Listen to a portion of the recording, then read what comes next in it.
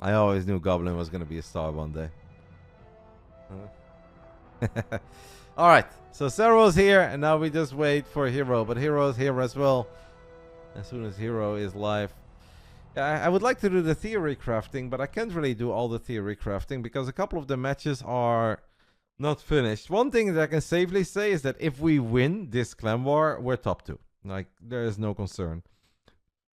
If we lose it, I feel like we should pretty much always be top 3, but there may be a world where we are not. Like, it kind of depends on how the last matches go. There are simply still a few too many games left to be played for me to safely say this or that needs to happen. What we can say is that if we win, we're top 2. And obviously then we're done. And then this was a really good day. It's already a good day. I'm here on a Sunday with you guys having some fun. We've got Bango stopping by with the 49 months. 12-0, but that was against, with all due respect, the weaker teams in this group. Now we're going up against big boys. And this is going to be a monstrous best of 1 immediately. I don't know if I have any admin that is here. Maybe Pi if he's still around. Or Goblin. Can Goblin be an admin, guys? Do you think Goblin has what it takes to do admin skills? I would like the prediction to be closed, let's say 4 minutes into this game. Once the clock is at 4:00, please close the prediction. So we'll give everyone some time to get some channel point bets in, but at 4:00, please close the prediction so I don't have to alt-tap. Here we go. Our 3rd clan war of this Sunday, and hopefully another successful one so we can guarantee our spot in the upper bracket of the playoffs. Here we go. Let's get it on. Not just a big match, a monstrous match. Arguably the best Protoss on the planet against the best Zerg on the planet. Here we go. Bottom right side, representing Basilisk, the one and only Finnish Phenom, Joona Satala Serral. And in the top left side, the man who just cannot stop winning online cups lately. And he obviously won an offline event as well earlier this year in Hangzhou. Representing Not CJ Entus, it is Hero. And they've gone for a very interesting seeding tactic, where they send Hero out first and they send Hero out second. The team that consists of Hero, Shin and Bunny. And they send Hero out in the first 2v2 matches immediately. Hero had a bad time in RSL though. I mean, you can't win them all, not even Hero, but Hero has truly been magnificent in 2026. He obviously had a great 2025 as well, but in 2026 he's been amazing. He won the Thunderfire All-Star Invitational. He also won the Rungy Cup, right? Because I know we had a couple of tournaments running through each other, but he won the Rungy Cup, had good runs and everything else, and he has been farming the weeklies. No matter the time of day, morning, afternoon, evening, night, unholy godly hours, Hero just keeps on winning. The RSL event was still last year, right? That was in December? Or am I crazy now?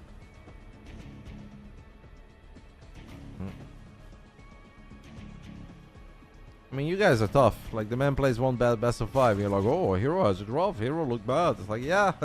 Okay, he hasn't been legendary, consistent, solid in everything, completely untouchable. But let's be honest, in the grand scheme of things, Hero's had a really freaking good 2026 so far. I can't think of many players that have had a better year. So yeah, he may have had a bad best of 5 here or there, but the man has been a freaking animal. Zergling speed is the opener here for Serral, so that is very standard as Hero just tried to keep his probe around for a little while, tried to be annoying and tried to delay the hatchery from going down. Gonna adapt a shading to the other side of the map. A big first match. If Serral can win this one, I feel really good about the outcome of this clan war. Obviously Serral knows that it's not easy. Let's not forget that at the Thunderfire All-Star Invitational offline event, Hero got a 3-0 victory over Serral, with game 1 back then being played on Winter Madness. And I actually thought Serral was winning that game, but then Hero just took an absolutely goated fight in this area. Couple of Immortals, Archon, Storm. Up to that point I actually thought the game looked good for Serral. I thought Serral was doing several things. Overlord is gonna hide on the pillar, but Hero is building a Oracle. We obviously showed it, but we didn't really address it. Hero casually going for an in-base pylon and an in-base gateway.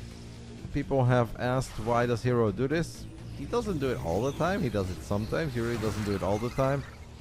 It could maybe make his life easier against some very crazy early cheese builds, but overall, you know, if every pro that's out there for like 15 years gets the low ground wall off, including Hero, and there's only a couple of games he decides to not do it, you do save some resources by not doing it, because you don't need a probe on the low ground to warp in the pylon, warp in the gateway, warp in maybe the side core or whatever. So you save a few resources, but I think overall it's a little bit risky.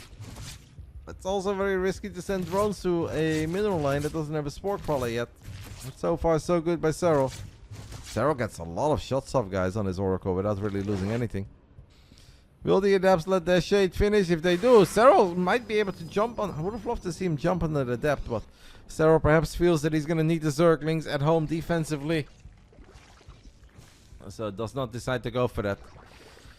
Hero, double Oracle, 6 Adepts without glaives. He's going to get a couple of free shots off on the Zerglings. He's going to be happy with that.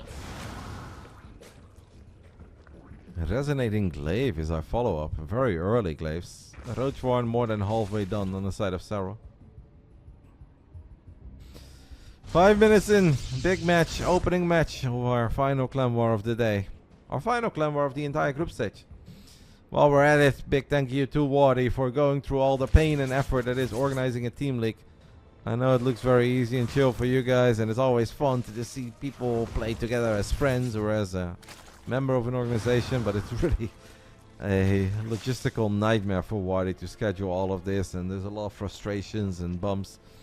Obviously, I did my best to make his life a bit easier by always fulfilling the request, but I know it's been giving him a couple of headaches already, but it's so much fun. I really enjoy watching the guys play together and fight under the same banner.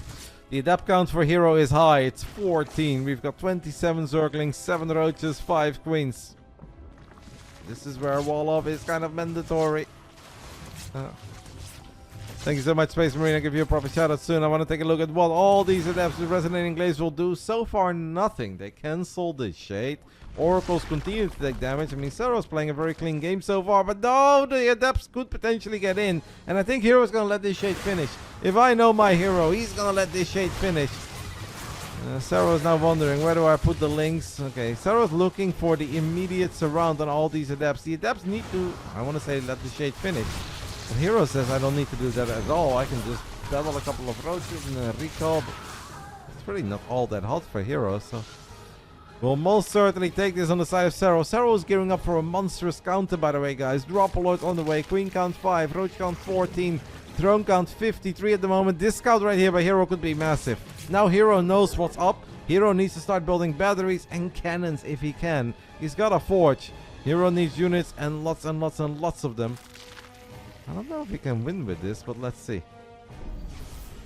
Thank you so much, Space Marine. Absolute legend. Ooh, killing an Oracle. That's so big for Serral, guys. That is so big. 127 months is an insane time, matey. I love you. And hope to see you again one day. Getting one of the 2 Oracles is massive for Serral, but okay. Can we get another one? I don't know. Hero has cannons on the way. 1 cannon's going to finish off. Hero's got shield batteries on the way. Serral doesn't want to lose too many Overlords before the battle starts, because that could supply block him. Almost gets the second Oracle. Blink is 10 seconds away from finishing. It's double the army supply for Serral, but Hero's got Blink Stalkers, and he's so freaking good when he's up with his back up against the wall, and he has to get max value out of his units, and he has to keep Stalkers alive. I would truly say there is no one better than Hero. Serral tried to get a big wraparound, but there was a stasis trappy there. At least most of the cannons and shield batteries got taken care of. The Zergling count is really freaking high. The Adept count is 7. Serral's got over 100 Zerglings on the map, guys. It's Lynx, Queens, Roaches, Ravagers. We are looking for the wraparound. Second Oracle has died. That's great when we have this many freaking Zerglings, so we don't have to worry about Pulsar Beam anymore. Still 70 links remaining, and Serral decides to just click on the Nexus and says, you know what? I don't know if I can ever kill all the Stalkers, but what I can most certainly do is kill the Nexus. So he gets that. But now what? We're down 10 workers against Blink Stalkers of Hero, but we're up a base. I don't even know. What I do know is that we still have a lot of Zerg units looking for a little surround, dropping a couple of corrosive valves. We kill our own Zerglings, unfortunately. That's not ideal. I don't know, guys. I think this is way too early to start celebrating if you're cheering for Serral. And of course, I'm cheering for Serral as a proud and happy member of Basilisk. But this is way too early to celebrate for Serral. Yes, he killed the Nexus, which is great. Yes, he's still up in supply, but I'm still worried that Hero can get a monstrous +2 Blinkstalker army out. If Serral gets another cancel here, that is lovely, and he will get the cancel. And the 4 bases is great, but we need workers. Like 4 bases is obviously great, but it's Lair Tech Zerg against a Protoss with maybe Stalkers +2 Blink. Like this game is far from over. Until Serral is truly able to kill like 10 Stalkers, this game is far from over. But I love the optimism in the chat. We do have Hive on the way now, and what Serral can obviously do, guys, is maybe find a tiny window to sneak out a couple drones, then go back into units to make sure that we're not in danger of dying, make a few more drones, and no one does that better than Serral. 10 minutes into Winter Madness, Serral's got the bases. Serral, what is great by the way is that we kept so many of the queens alive, so we can actually still just drop quick tumors everywhere. Serral's looking for a big run by, and we know that Hero doesn't like wall-offs. Hero very rarely puts a unit on hold position. Can we get in? Can we get on top of High Templar? Storm is almost done. We're not gonna do that. Instead, we're gonna go for a lot of the probes that are long distance mining. Which in the end didn't do that much for us. Losing 3 probes. Does get a cancel on the 4th base.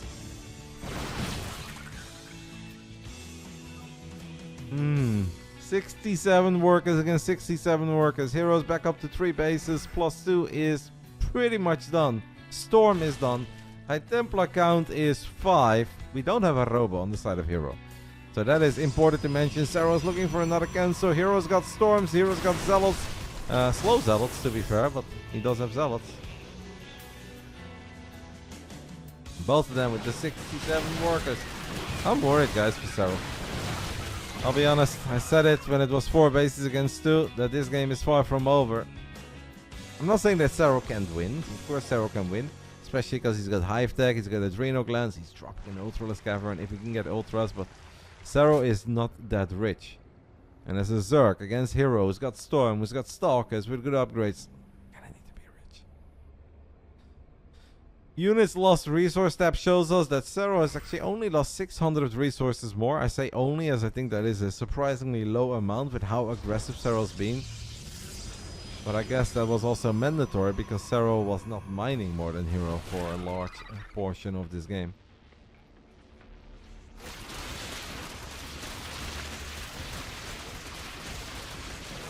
The Ravagers are AFK, shooting at rocks. Serral does pay attention. The good thing about Serral is that he's never AFK for too long. Hero is gonna get his most important building, and that is the robotics facility, so he can actually start cleaning up some creep with observers. And also drops a fleet beacon. He's got all 3 Twilight upgrades now, by the way. He's got Blink, Glaive, and Charge.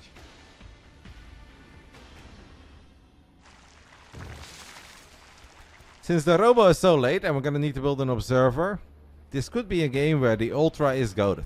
I know for the first 12 years of Wings of Liberty, everybody always said that the Ultra is the ultimate throw unit, and if you want to lose, you want to throw away your lead, you build Ultras, but Ultras definitely have moments to shine. Serral is looking for a wraparound. He's trying to predict the blink, and he will predict his blink. Where does Hero go? Hero goes to the left into the Ravagers, and there's still a lot of Lings and Banes on top of it. This was fantastic army movement by Serral, who also has a large portion of Lings and Banes looking to maybe storm into the natural or 3rd base. That was good, guys. Serral was also working on the Shroud ability. He can maybe, I want to say kill this Archon, but an Archon getting healed by a battery is difficult to kill.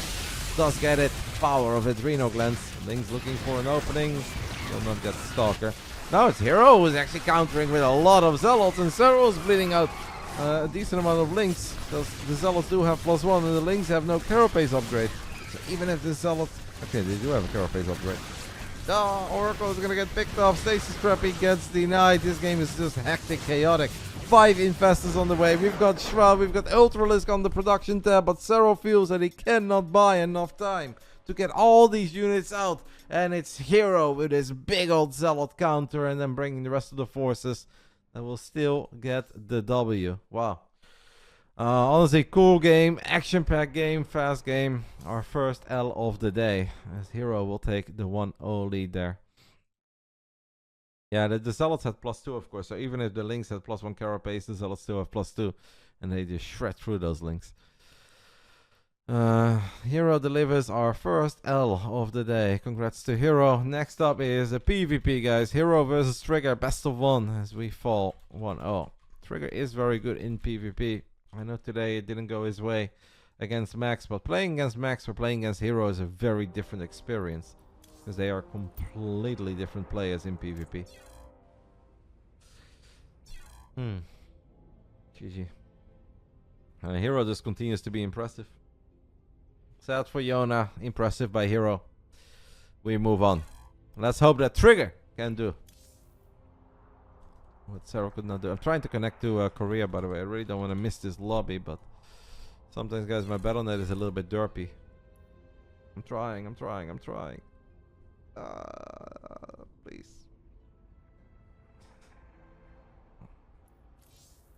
I don't think so, Rexy. I understand that people felt that way, but I not to give myself kudos, because obviously I get stuff wrong too, guys. Everybody gets stuff wrong.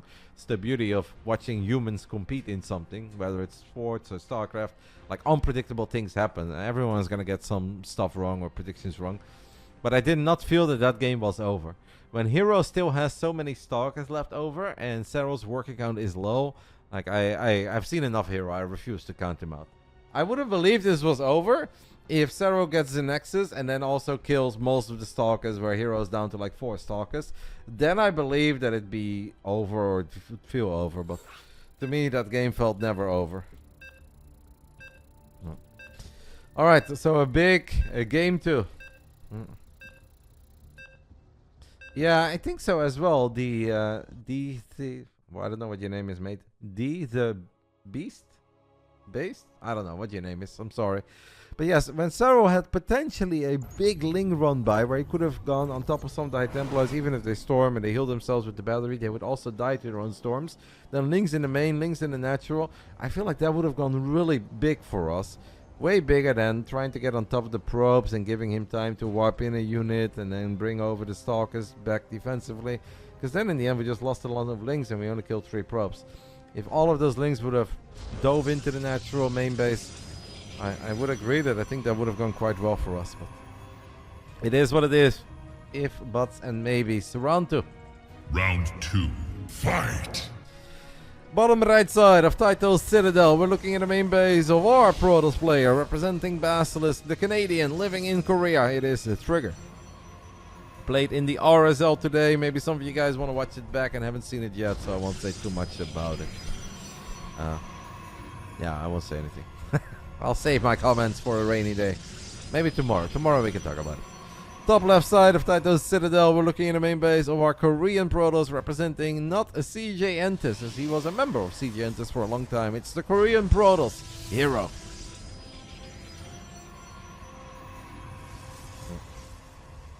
PvP, the worst matchup of every Protoss. I definitely say that it was the best matchup of max packs for a long time. But whoever is designing patches really doesn't like max packs very much, as they keep on implementing more and more changes and make it harder for max to be max. These days, max is a little bit more fragile in PvP than he once upon a time was. I actually think Hero obviously is good, but I think Trigger is a very good PvP player. I've been enjoying his PvPs. I feel like the micro is good, the clutch decision making is good, and he's not afraid to take a risk. And in PvP, you cannot be afraid to take risks. Hello? Hello. Hello. Eloise, hi. I'm too old for all these Twitch names, guys. You guys are gonna have to start calling yourself Barrett, Case, Hendrik, or anything along these lines. I can do Kevin and Jeffrey, but that's it. What is an Eloise? Eloise? Hi. We'll go with hi. Proxy Robo, guys. On the side of our man. Trigger in the top right side. No, excuse me. I'm lying. That is not a Robo at all. I just looked at the shape, guys, and I said Proxy Robo. But that's not a Robo. It's Proxy Twilight Council. As Hero is going for a Stargate at the top side of the map. This is gonna get weird. Are you Dutch? I am very Dutch. I am as Dutch as they come. Even though I lived 8 years abroad. Still so Dutch. Think Dutch, look Dutch, feel Dutch, eat Dutch. Very Dutch.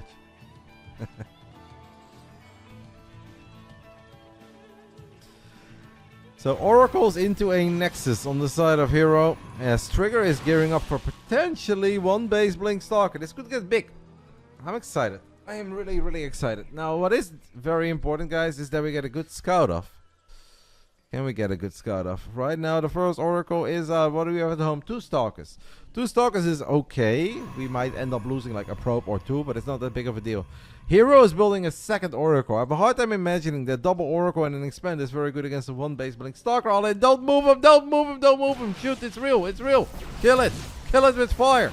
Alright, we're getting shots off. We have 1 Stalker on the low ground. Get another shot off. This is good. Very good. Amazing. Absolutely amazing. Now, there is another Oracle. And this Oracle could still hurt us, guys. This Oracle can definitely still hurt us. Because who is expecting a second Oracle against a one base Blink Stalker all in? It's a really good start, but I can't blame Trigger for not expecting this, but it is happening, and this is bad. This is gonna hurt. This is gonna hurt. Like no tomorrow. Oh, yeah. I mean, Hero gets rewarded for his second Oracle. Trigger probably thinking, what the hell is this, mate? I'm one base unlimiting you. Why would you make 2 Oracles? And Hero's just sitting there smiling. Well, because I can kill 12 or 12 probe. It's like, in a weird way, he gets rewarded for losing the Oracle. Because if Hero doesn't lose the Oracle, Trigger doesn't move those Stalkers away. He will keep the Stalkers. But because he loses the Oracle, he gets rewarded. Trigger is thinking about maybe killing this Nexus, but he needs so much more than just the Nexus. Now there's 2 Adepts that are looking to shade into the main base as well. Like, Heroes is so freaking good that even when he makes a mistake, it works out perfectly. Trigger is so committed. Trigger is so all in on the other side of the map. He couldn't be any more all in if he tried. Stalker, speak up. Oh my goodness. Well, can you guys wake me up when it's over? I cannot. I cannot. GG. Congrats to Hero 2-0. Man. Isn't it insane? Because Trigger is good, he punished himself. Because he has that 1 Stalker on the low ground that's getting some shots off, that pushes the Oracle away, and he kills the Oracle. Because of that, he moves it. Like, if this Stalker is not here, we never kill this Oracle. We never kill it, and we never move these Stalkers. And it's a completely different game, because we'll have a normal economy. We kill this Nexus, it's 1 base against 1 base, and we love life. But because we have that unit here, they're getting a couple of shots off, and we kill the Oracle, we don't expect the second Oracle. Yeah. Just like that. Hero 2. Not CJ Entus 2. Basilisk is 0 so far. Unfortunate, but it's all good. Still many more video games to be played. Hero takes the 2 elite. Next up is 2v2 time. Let me just take a little look at everything, guys. Yeah. I mean, I don't. The stasis, I think, is whatever. It's the second Oracle that flies in that probably. It's Serral Goblin versus Shin Hero. Serral Goblin, Shin Hero. So Hero with the hat trick. 2v2 time, 5 minutes. What server we do this? NA, right? Must be NA. Sorry. Going NA.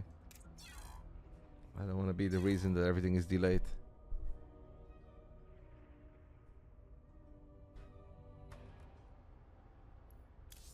Trying to join. Goblin join. Yeah. I mean, what to say about that game? That like, in theory, was so good for us. It's so good for us. And then because we killed the Oracle, we got punished and we lose everything. Alright, a big 2v2 coming up. If we still want to dream of winning this clan war, obviously this is a big one. And we'd love to win this one.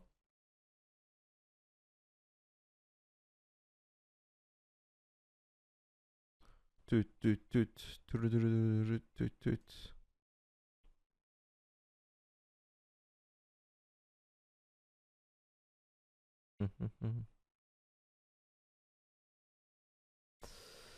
Alrighty.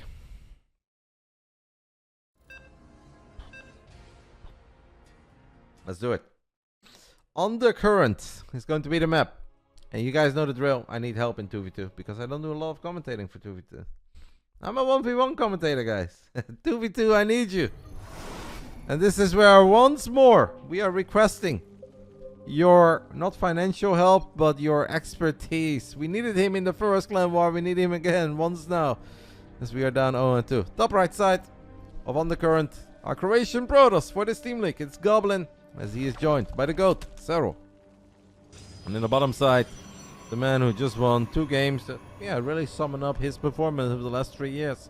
It's kind of all over the place, and then all he does is win. It's Hero from Korea and Ragnarok from Korea. I appreciate you guys stopping by today. I hope it's been fun. Obviously, it's our 3rd clan war.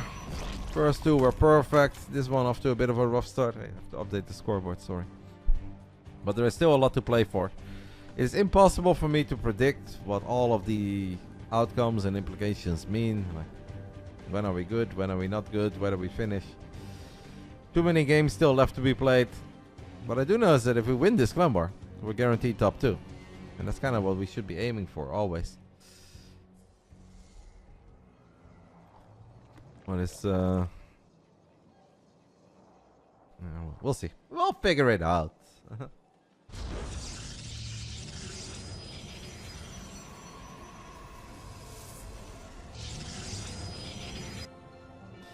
think it's the biggest 2v2 we've played so far. I mean, one of the 2v2s was quite big as well in the opening match against the Stall Meatballs that we needed to win. Well, I guess that one was a replay. Maybe it's the biggest game that Goblin has played for us outside of the PvP against Shameless. This will be Goblin's only appearance in this clan war as Reynor plays 2 1v1s. And then, of course, we could always use Serral in an ace match. So we'll see. And Serral will be playing the other 2v2 as well, together with Trigger.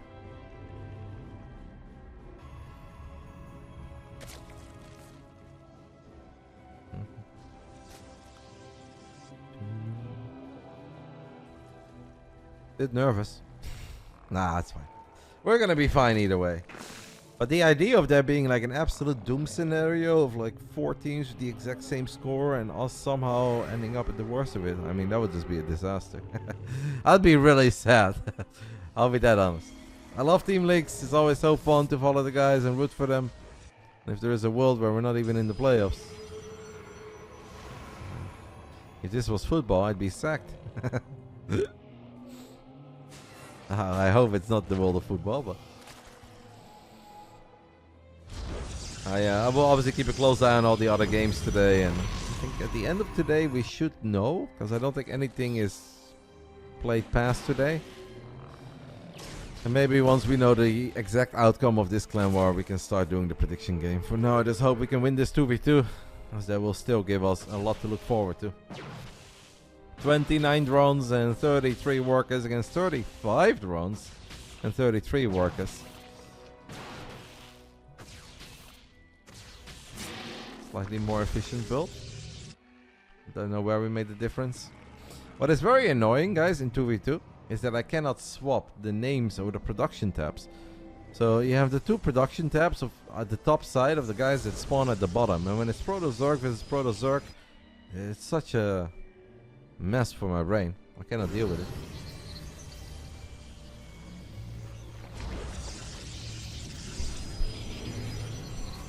Too much for the old man to handle.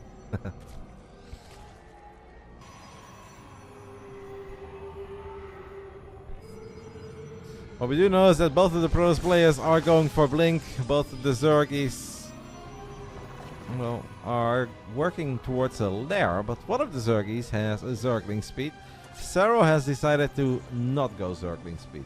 So that's why Serral's build was a bit more efficient. No Zergling speed on the side of Serral. Seems like Serral and Goblin are not planning on being aggressive at all. They just want to survive, get more bases, expand. Do we get a proper economy going? If it's Mutas, it's annoying, but Goblin will have a lot of Blink Stalkers. Not being able to build any Phoenixes against Mutas is obviously somewhat of a scary prospect. But if our Stalkers have good upgrades, it's not the end of the world. This is a hallucinated Phoenix that matters, guys. This is a hallucinated Phoenix that would really love to catch a glimpse of that spire. Research complete. Your allies are in battle. We see queens, we see gases. That's a bit of a tell. So I think they pinged. Yeah, I think this is Serral's ping, right? So they didn't get to see the spire, guys, but what they did manage to see is 2 gases being taken on this outside exposed base. More often than not, that means Mutas. This is the way it is. So maybe we can get cannons or like an observer. Observer won't do much for us because Ragnarok has an overseer here. Goblin, his probes are a little bit exposed. The Zerglings of Ragnarok show up. He is the one with Zergling speed. It's double Robo as a follow-up for Hero. I mean, Goblin and Serral could decide to go mega aggressive themselves by just like spamming roaches, queens, autobahn, blink stalkers, and force the Mutas to kind of stay at home. Is Shin back to Ragnarok? No, it's just... These are name changes, mate. I really don't think he is. This is why people should never be upset if you accidentally call Shin Ragnarok or Ragnarok Shin. These guys, most of the time, they don't even know what they want to call themselves.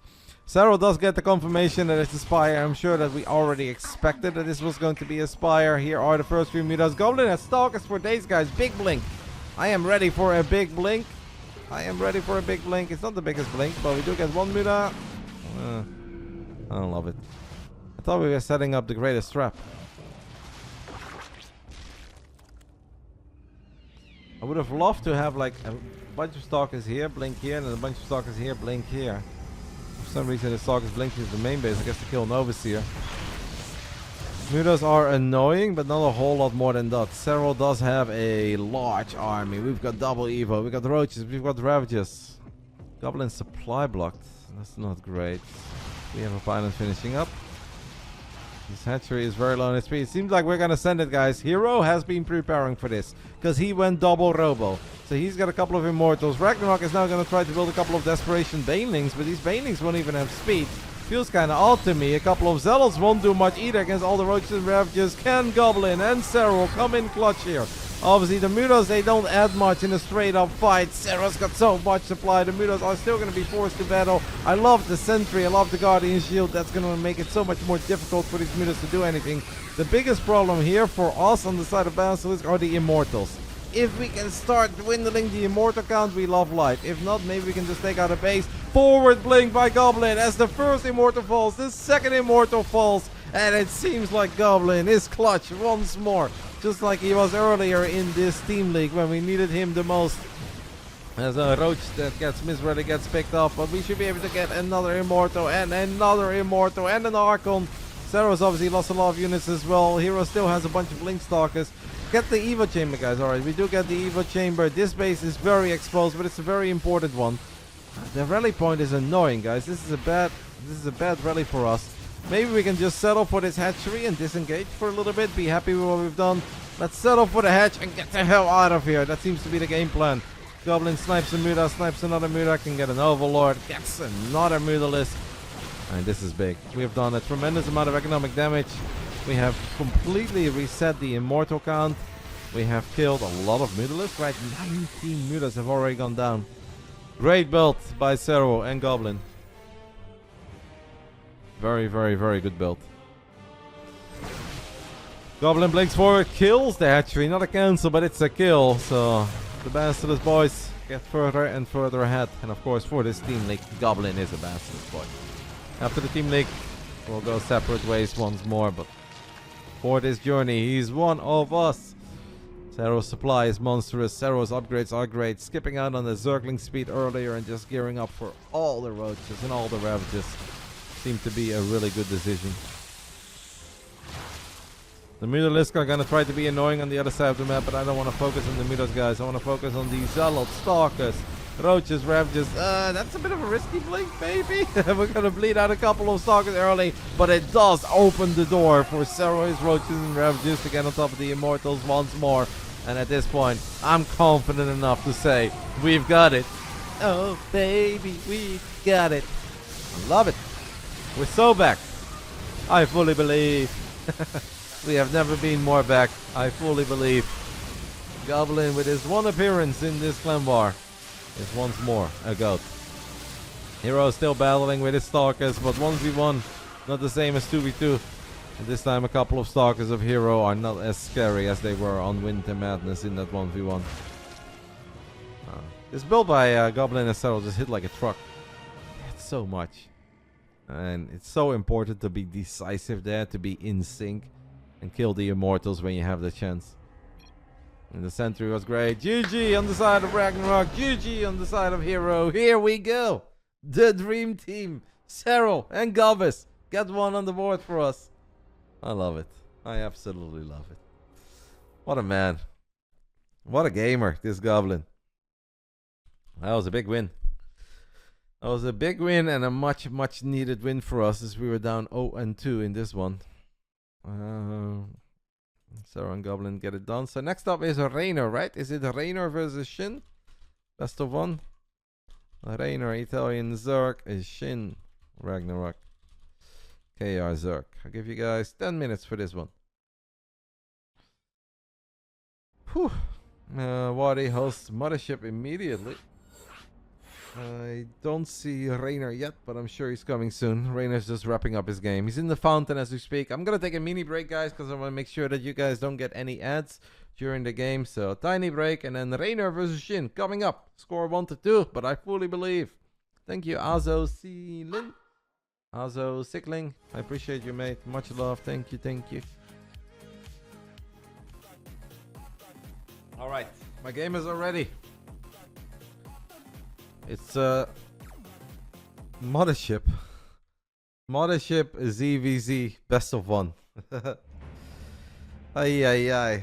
It's a best of 7 clan war. The score is 2-1 in favor of CJ Entus, and here we go for round 4. Round 4. Fight. The bottom side of Mothership, this 3-player map. We're looking at the main base of our MVP so far, as he's been consistent and he's been solid for us. It is BASILISK Reynor. He'll be playing in the next 2 1v1s.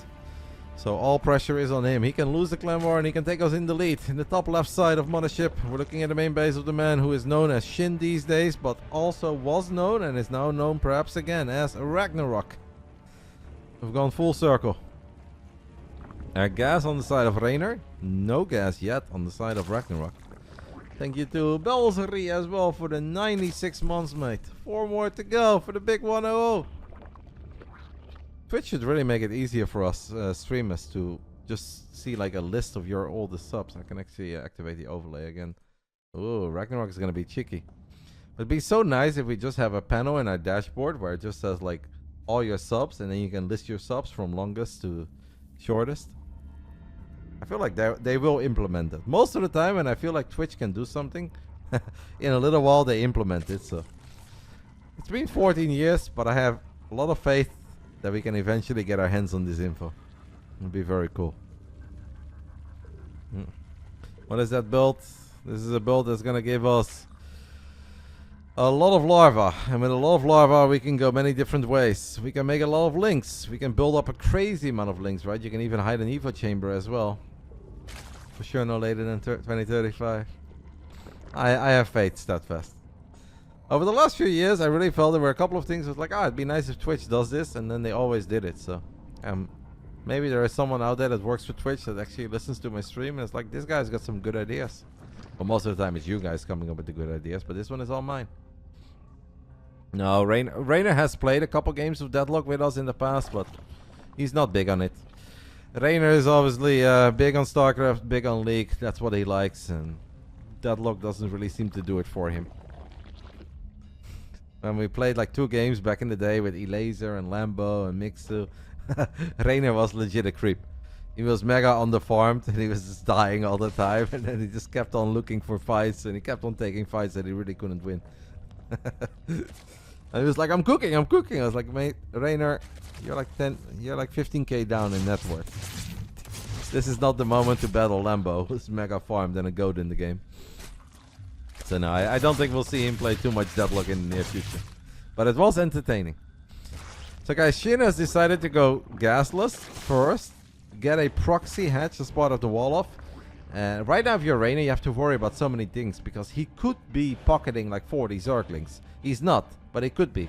So what Reynor is going to try to do, and that would be so useful, is to see what comes out of this hatchery. He sees it's a couple drones for now. So that means that Reynor can also get some drones out.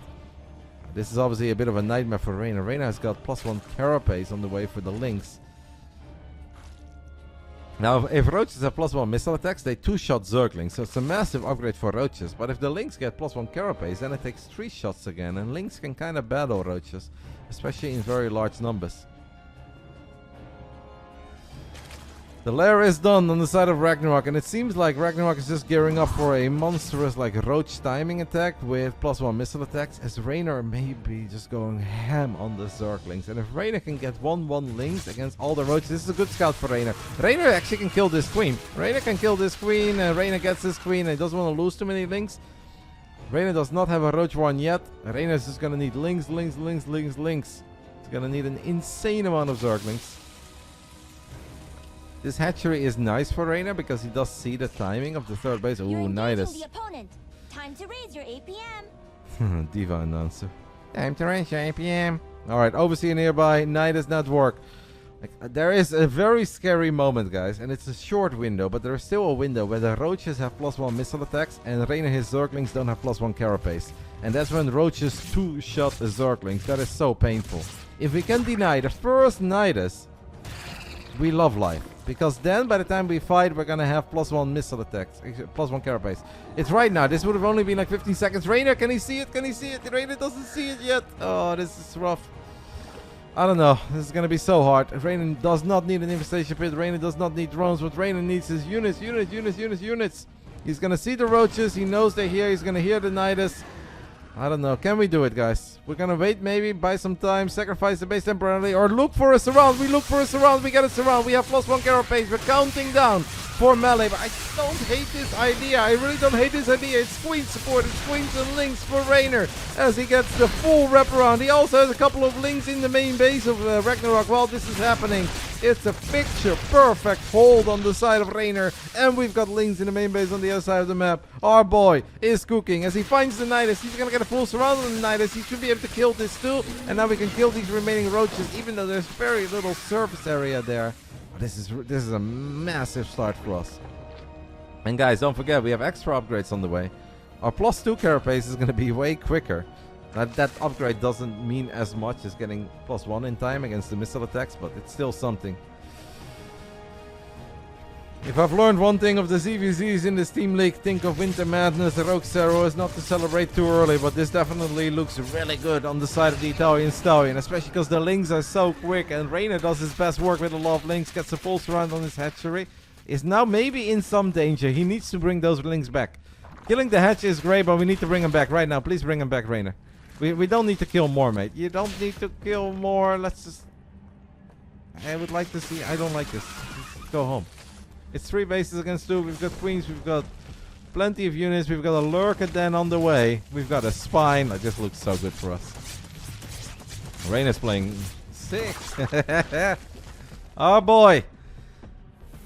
Can win. If he loses one game, it's always because of League of Legends and everybody gives him a hard time, even though every other pro gamer out there plays other video games on the side. But he is looking really good here. What is Shin waiting for? Like, range units benefit if the armies grow, because then there is less surface area for melee units to work on, and more range units at one shoot at a time. Ragnarok knows that if he goes with a too small amount, he's just going to get surrounded once more, he's going to get wiped. So he's trying to get a bigger ball where basically the moment that the Lynx get in range, they all melt. But it's not just Lynx anymore. It's also lurkers, and we love lurkers. So yes, we know, because we see everything, that Ragnarok is making life harder and harder for himself. But it actually made sense that he didn't just go with 10 roaches there, because that would not do anything for him. But Steadfast is spot on when he says Reynor is most certainly cooking. To quote Patrick Leonard, he is cooking on serious gas. Supplies are close. I feel like the game looks mega good for us. We're up a base. We've got lurkers. There's no detection here for Ragnarok, and he doesn't know. The lurkers haven't even revealed themselves yet, but they will reveal themselves real soon. Here come the spike. Oh my goodness. Oh my goodness, what a fight. Come on, lurkers. Go get your big shots off as the links do melt rather quickly. But we are getting some monstrous hits off. We can move the lurkers over. Ragnarok is going to try to snipe the lurkers before they burrow, but that's not going to work.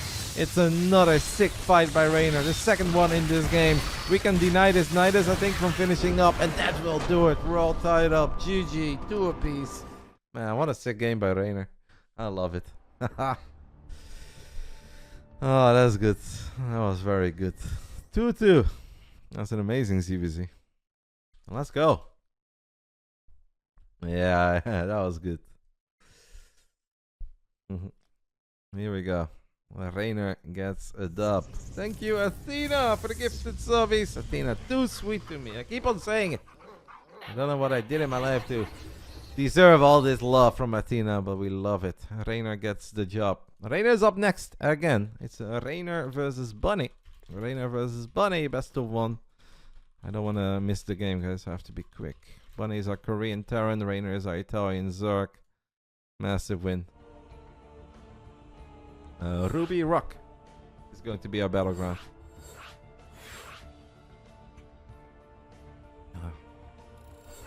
These two have history.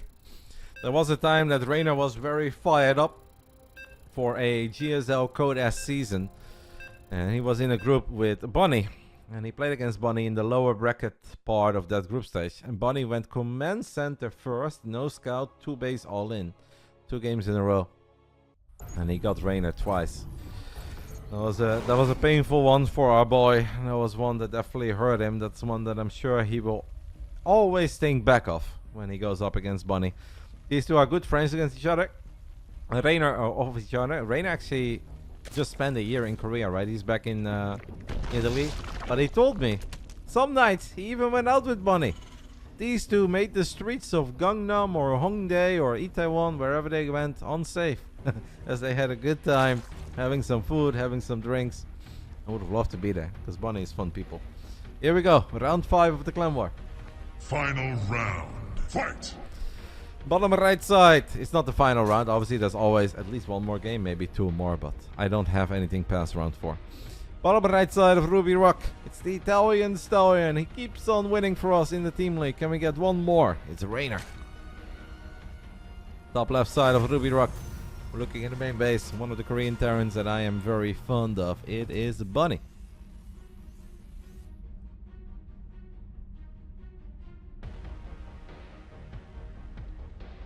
Moist and delicious. It's one of the lucky sub receivers. What a name. QQ Dairy. I know Graph Theory. That's a name that rings a bell.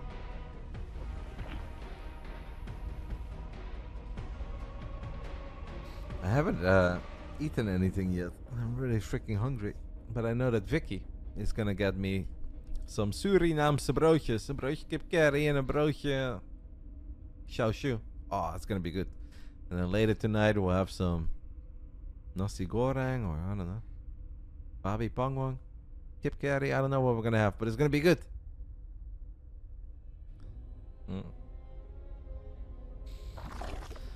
I am hungry.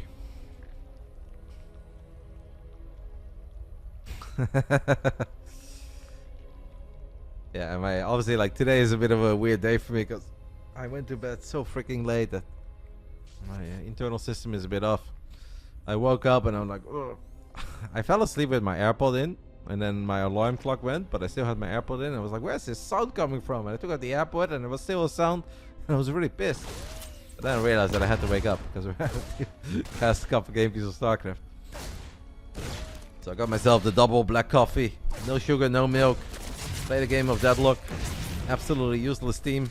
Was fired up immediately. I was like, alright, I'm so ready for my Sunday. Nice catch on the Reaper there, guys. We'll take that. We killed the Reaper while only losing a single Zergling. Reapers are, of course, quicker than Zerglings that don't have speed yet. So that is not a Reaper Bunny is supposed to lose, but we'll most certainly take it. A picture perfect surround. Shout out to the Warcraft 3 enjoyers out there.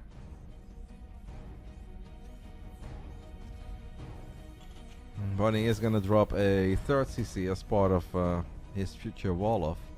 Maybe that's a bit of an odd place, to be fair, to be building his CC, because there's a gap here. I don't know. I don't think Bunny has put in a whole lot of thought into it.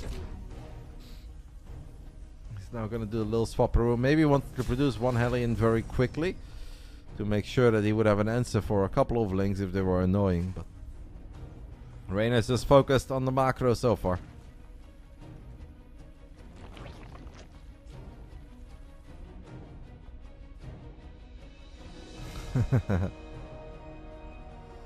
You can take some credit, mate. But for me, all the credits go to our Croatian god. Because he comes in clutch when we need him the most. I'm loving this arc of Goblin being our savior. Saving us against the Stolny Balls. Saving us here in the 2v2 when we're down 0-2.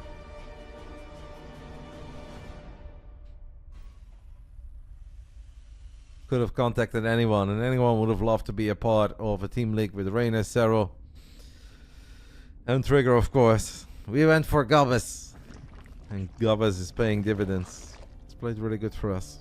Makes me happy. There are two groups. If you guys aren't familiar with the format of this team league, you can do !B in my Twitch chat, and it will link you to the Wikipedia page where you can take a look at the standings overall. We are in Group A, and it was a tough group, as it had Team Liquid, it had the Stolny Balls, which is Nikorak, Young Yakov, GG Machine, Shameless. Like, those guys are all really freaking good. And of course, No Ace, Jin Air, and Not CJ Entus. Legitimately a very feisty group. Look at this build, by the way. Bunny maybe a little inspired by Big Gabriel, his magic. We have added 4 more factories. Now, Reynor did defeat Gabe in the Big Brain bouts last Friday. But obviously he was thinking about mech. I think when we're thinking of Bunny, we're not necessarily thinking mech immediately. So far, we just have a Baning Nest. It's going to be good against Hellbats, but that's about it. Reynor needs to figure this one out, guys. Otherwise, we could be in trouble. One bad fight. Oh, this is great. This is great. Circling movement by Reynor as he comes out of nowhere and he gets 2 out of the 4 Hellions. It's a shame he didn't get all 4, but still good. Nice rotation with the links there throughout the center of the map. What we really need to do, guys, is... Oh, this was nice as well. Like, Reynor scouted. He saw the tech lab. The tech lab was spinning, so... In Reynor's mind, this should be bio. It's not bio. Now this might be a tell. It's like, wait a minute. Why do you suddenly have 2 more Hellions? I killed 2 Hellions. Now you have 4 Hellions again. Well, we don't have a Roach Worm. We don't have an Infestation Pit. It's going to be so freaking difficult to be battling Blue Flame, Hellbats, Hellions, and Cyclones. Reynor does get another victory, and that is this. I mean, we're getting victories everywhere, but it may not matter. If we have a 4 inferior army against what we need, we could still be in trouble. Now, Links and Banes are not per definition always bad, but you're going to need to be so cautious with your engagements.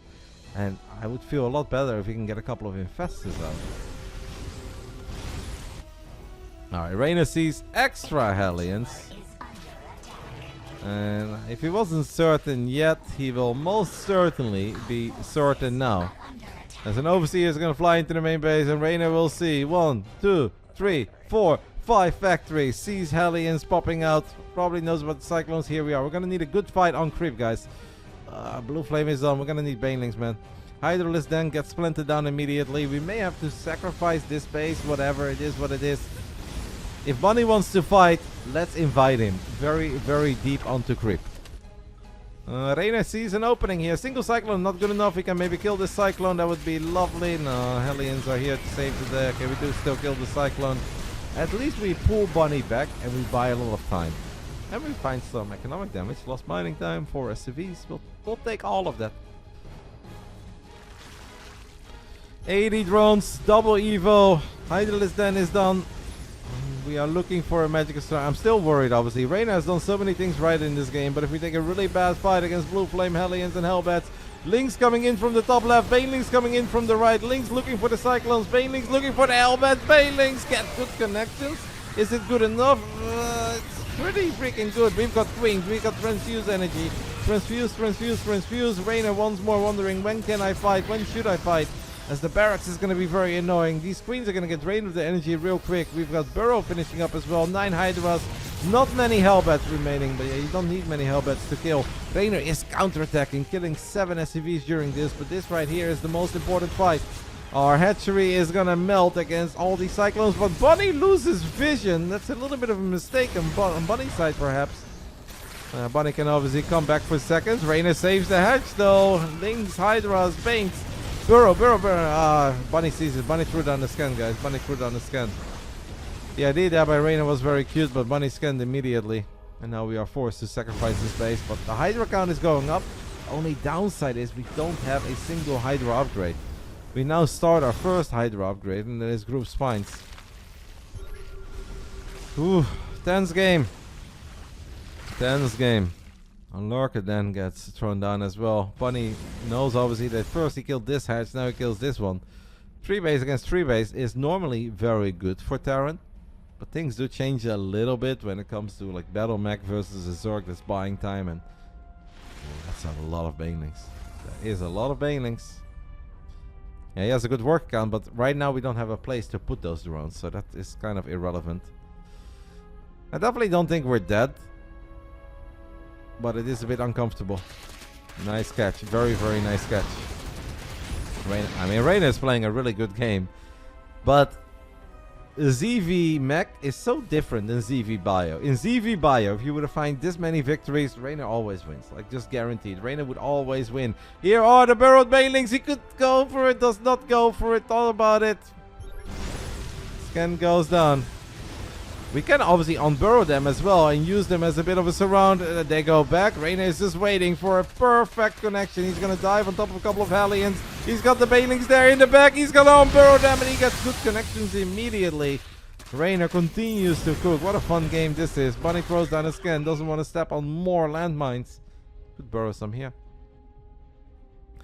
Obviously, tanks are a problem, guys. Like, that is something to keep in mind. Tanks are a really freaking big problem, as you cannot abduct tanks anymore. Lurkers are good defensively, but Lurkers are not good in running into tanks, unless we have a crazy amount of blinding clouds or whatever. But it seems like we have maybe survived the scariest phase of this game, and now it just kind of comes down to transitioning, hive, get our economy back in check, spread some creep, and then find some good late game fights. Especially Bunny tanks. Yeah. I mean, I'm a massive Bunny fan as well, matey. So always allowed, and it's always okay to cheer for Bunny in this channel, even when he's playing against our team. And as long as we're respectful and nice to the game, as you guys are allowed to cheer for whoever you want. And I always cheer for Bunny, but not when he's playing against a Basilisk member. And I'm sure that he'd always be rooting for me unless I play against his teammates. Couple of Cyclones get a few lock-ons. Reynor is wondering if he can... I don't know if he can attack here, guys. I don't really believe in that. I don't like the idea of attacking either, but... I mean, we do have a crazy amount of base. Base get a bit of connection. We can attack for a couple of tanks. Can we go deep enough to get on the remaining 5 tanks? No. I don't think this was really it. I don't think this was really it.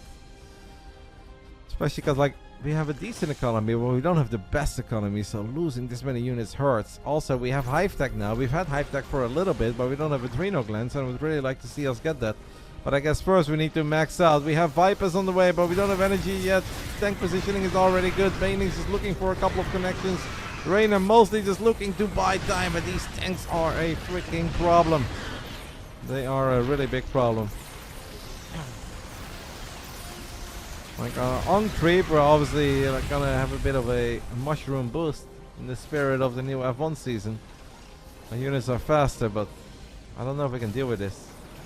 A tiny flank, it's mostly just a couple Zerglings. Broodlords is a very cute idea, actually. So Reynor decides against the Lurkers, guys. Maybe feels like it's gonna take too long to get a bunch of Lurkers out, or maybe feels that Lurkers are not gonna shine here as he does fire up Adrenal Glands.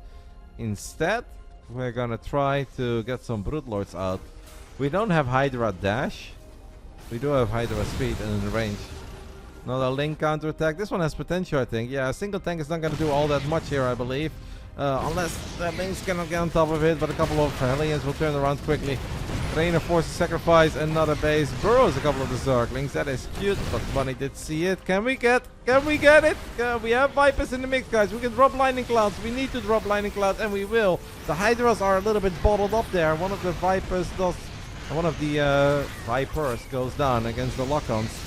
And the Viking shots. Reynor's supply is plummeting. The idea was cute, but these units were kind of bottled up. Had a hard time making it through the front lines. How much NTS are remaining? Does Bunny know about the Spire, guys? Let's take a little look. Bunny hasn't seen the Spire, but he's still building Vikings. It's looking grim, but I don't want to say that we are dead yet. It's looking grim, but it's Reynor, and Reynor does his best work when he's in a little bit of trouble. And he's to put off a miracle. There might be a moment where we kill the Vikings and then the Broodlords can shine, and you never know. But obviously, we're in trouble. I will acknowledge the fact that we are in trouble here.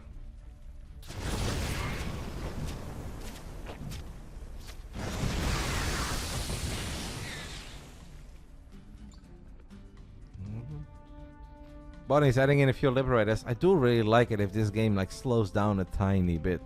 Even if Reynor's economy is not great, I always trust Reynor's ability to control a late game Zerg army.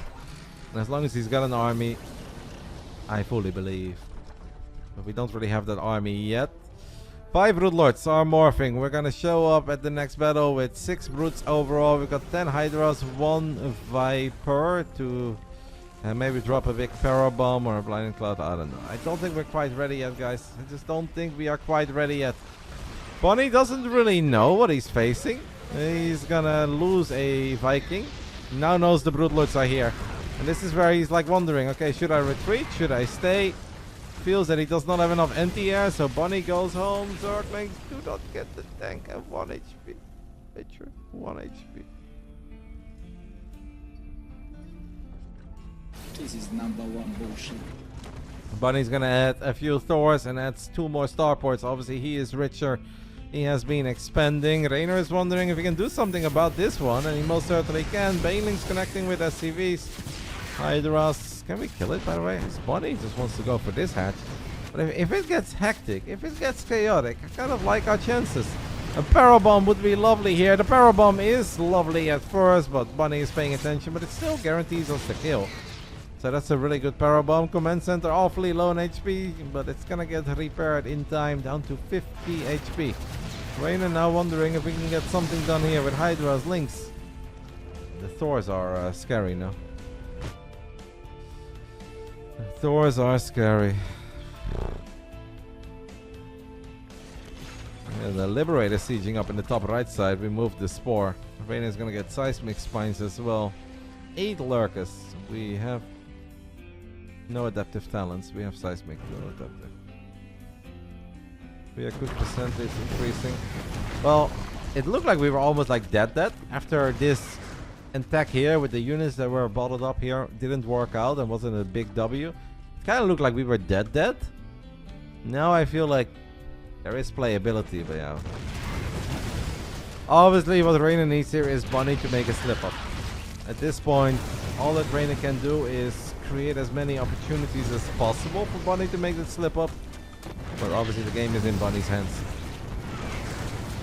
Oh my goodness. Maybe it's Reynor who's going to make the slip up as our Brutes are very, very exposed. A couple of Parabombs do go down. We have a couple of Hydras doing their thing on the right side. The Parabombs have done a lot of damage, but the Brutes are still just kind of left for dead. And they are so freaking slow when they're being chased down by anything that's fast. It is not Bunny who's going to make the slip up. It's perhaps Reynor there by overexposing some of these units. Don't forget that we have transitioned into Lurkers, but we don't have adaptive talents yet. We have 9 Lurkers, but we don't have adaptive talents. So these Lurkers are kind of slow. I think we're counterattacking with these Lurkers as we speak. Here we are. This is not the moment your tank is going to get repaired, Bunny. I mean, this is definitely annoying, guys. Also very annoying to deal with Lurkers when your army is like Hellion, Cyclone, Tank, Viking. This counterattack is going to give us another like tiny lifeline. It's never going to win us the game, of course, but it's going to give us a lifeline. So the Thors just walk into... Oh my goodness, the Thors with no respect for lurkers at all. There is one Liberator that's pushing out a lot of damage as the Thors get a 360 surround. Tanks coming in from the left. Not 360. 280. I mean, Reynor needed something desperate. Reynor needed to create some space and buy some time. And I did buy time, but we don't have... I don't know if Reynor is not aware of the fact that he doesn't have adaptive talents. I mean, it's very broke. Maybe it just feels right now he needs units. To give a tiny... to give himself a tiny chance.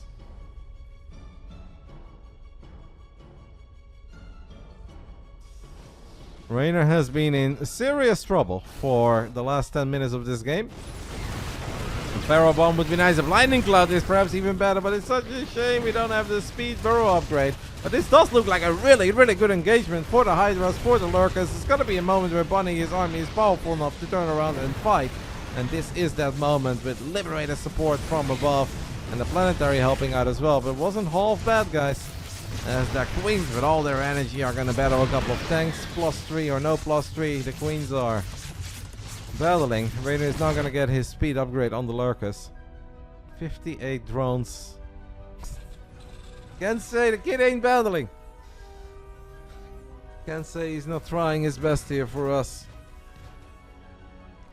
Now, if Bunny does win this, the score is 3-2 in favor of Not CJ Entus, and that means that the next 2v2 is very important. If we win that 2v2, we go to an ace match. If we lose the 2v2, obviously they win the Clan War 4-2. Yeah, Reynor has truly found not just second life, but third and fourth life in this game. I know some of you guys may be thinking this isn't much of a life, Rotti. He's down 8 workers, he's down 20 army supply, he's not maxed out, he has a trouble securing bases. What kind of a life is this? It's kind of like when your pet is very old and he's getting slower and he's kind of blind, but you love him and you just don't want to say goodbye. That is the life. And maybe he brightens up. Maybe he will still show some joy. That is what we are working with here. Wow, this Hellbat is very brave. Reynor does not want to reveal the fact that he's got a bunch of lurkers there, but we do need to kill this stupid Hellbat. That was an oversaturated mineral line.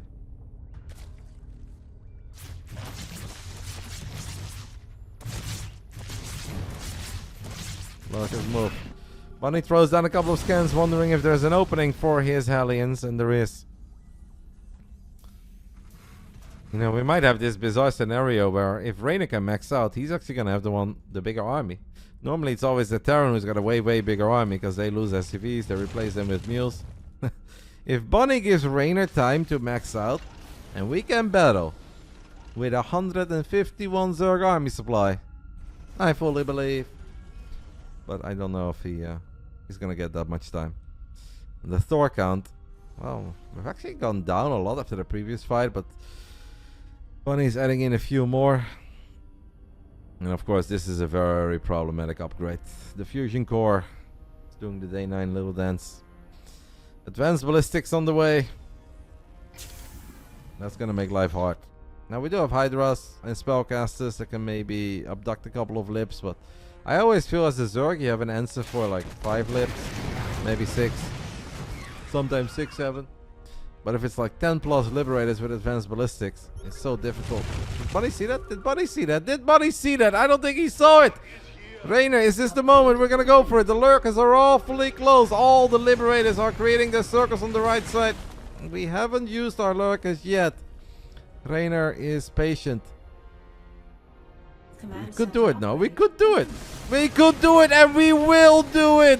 Oh my goodness. Minor Fresse, tanks go down, Hellbats go down, the final Thor takes a little while, but the lurkers most certainly cooked, and now we're gonna move them. Maybe the Hydras can now come in as the Liberators are exposed. We were looking for a Bunny slip up, and this Liberator movement has definitely been a bit of a slip up. Reynor kills a lot, is still in trouble as he is so freaking broke, but that was marvelous. There's no other way to put it. What a game, man. This is a very, very valiant effort by Reynor. He's so broke. He's been working with so little.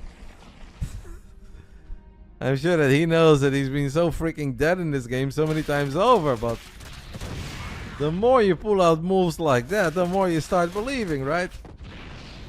This is definitely a vintage Reynor game. Units lost resource tab. Reynor has lost 4,000 resources more in this game.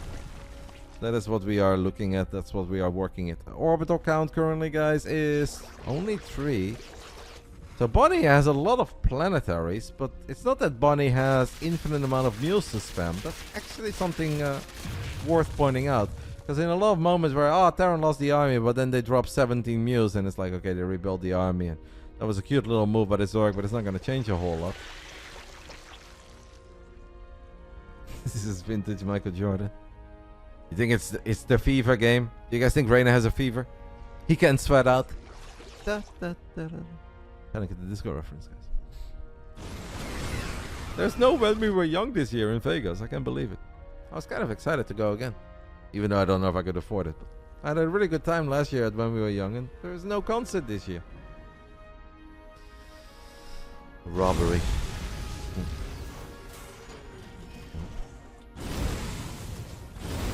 I mean, I feel like what Reynor has done is just a lot of transitions and making it difficult for Bunny to have the ideal army. The moment that Reynor has Broodlords, Bunny makes a lot of Vikings, and Reynor hits him with a ground army, and then Bunny gets an anti-ground army, and then Reynor switches back into the Broodlords. It's kind of like old school RTS logic. And he is playing a swarmy game with a very non-swarmy economy. I can't remember the last time in my life that I've seen a 25-minute game of Reynor where he's been battling for 10 minutes, but he's doing it of like 49 to 52 drones. What is this? Who is this guy? Shroud has been researched as well. We had it on the production tab. Reynor's got everything outside of like really good upgrades, and that's obviously something to keep in mind too, guys. These mech units have way better upgrades.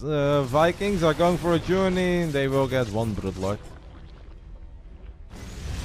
I think Bunny just had no idea how broke Reynor was at one point.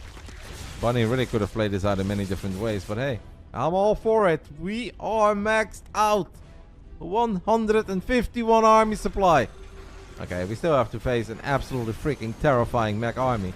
But Reynor is really good at making games like this chaotic and basically always forcing fights where the Terran doesn't want to fight. Now this is not a fight or an engagement I'm very thrilled over.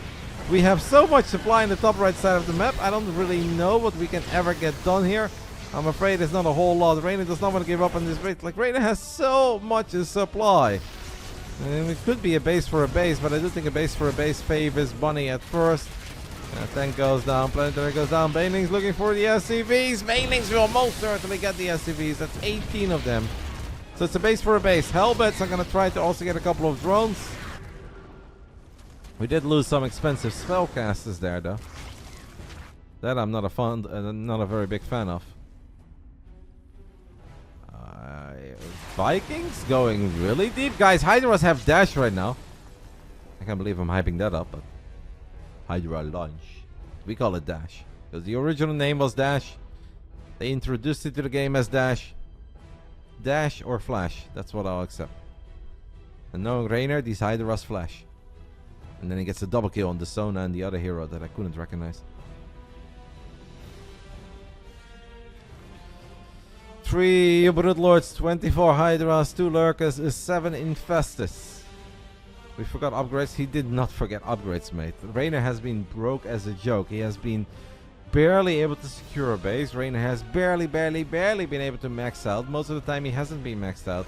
Reynor definitely did not forget upgrades. Reynor just couldn't afford any upgrades. The fact that we're even alive is great. Like, of course, Reynor would love to have 3 across the board here, but he's not had that economy. Reynor has not been working with a Reynor-like economy this game. He got all the key upgrades that he could afford. He got Adrenal Glands, he got Adaptive Talents, he got Seismic Spices. We're gonna go for it. A Blinding Cloud, Hydras, Lynx, Banes, a couple of Neuroparasites as well. But I don't think we can do this. The circles are so freaking overwhelming. Liberators don't just make justice rain from above. They destroy Zerg, hopes and dreams. And Reynor took a couple of fantastic fights, unfortunately.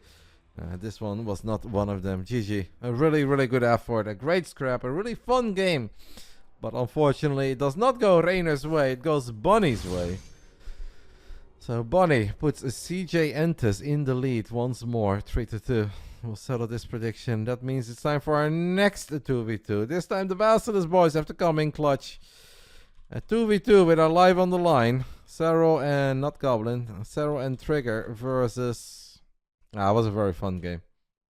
Obviously Reynor realized very late what he was up against. And had some great moves. But kudos to Bunny for getting that W. Takes 2 to tango. So it's Shin and Bunny. Serral Trigger versus Shin and Bunny. Like, I don't hate our chances here. Shin Bunny. Best of 1. We need to win this 2v2. And if we do win it, we go to an ace match. Man, this is a great clan war. It's really delivering. I know a lot of you guys were looking forward to it, but...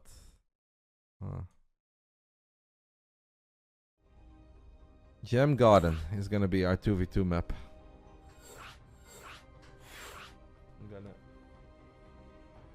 Let me go ahead and hide my camera, guys.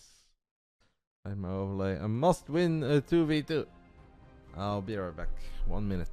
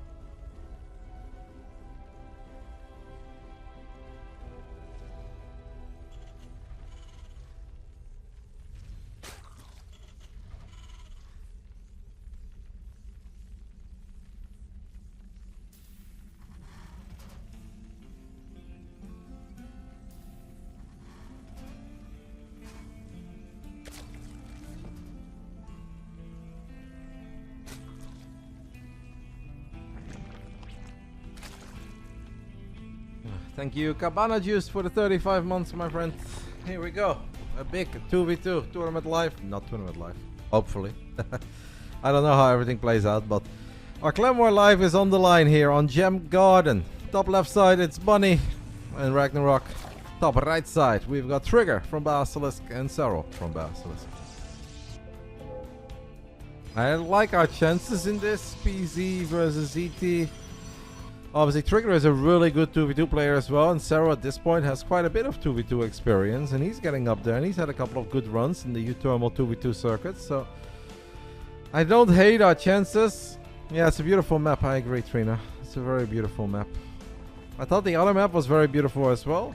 The new one that I hadn't seen yet, this one is also very pretty. It looks like a map that I used to play on, but it's not exactly the same. It has double rocks. Yeah, very pleasant to look at. Completely agree. I think U-Thermal said during one of the 2v2 circuit matches that ZP is favored overall and the combo does win a lot. I hope U-Thermal is onto something.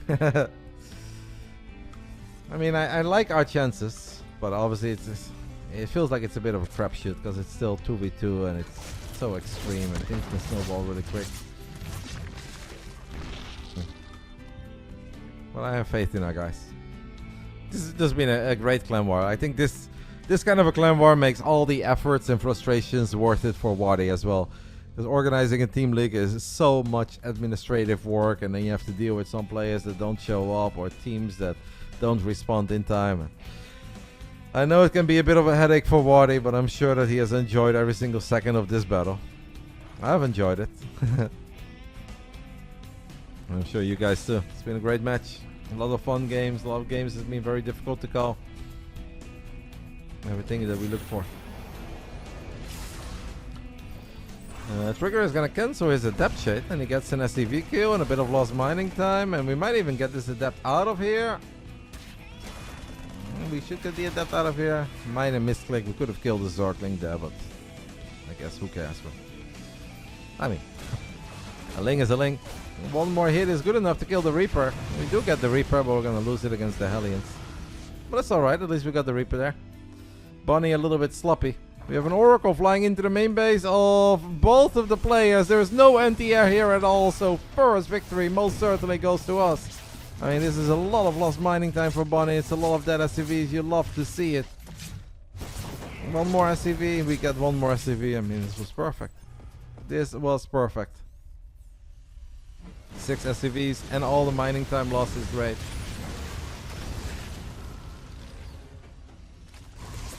Overlord is gonna get sacrificed for a scout, but it's kind of the usual, right? After an Oracle, a couple of gateways coming online, a Twilight Council. So we'll take that. Alright, I'm not sure what the SCV is up there too, but we'll take that one as well. We'll take a freebie. Ragnarok drops a Spire. The good news is, guys, that Trigger has opened up with a Stargate, so if we are able to figure this one out, we can just start building Phoenix, and we love building Phoenix. What I also love is that Serral so far has just been able to macro. And if Serral can flex that macro muscle a little bit, I feel like good things can come to us. I'm feeling very hopeful. I was feeling hopeful before, I'm feeling very hopeful now. Serral is going to try to make something happen for the first time, but Ragnarok does have units in position to deal with this little Ling run by.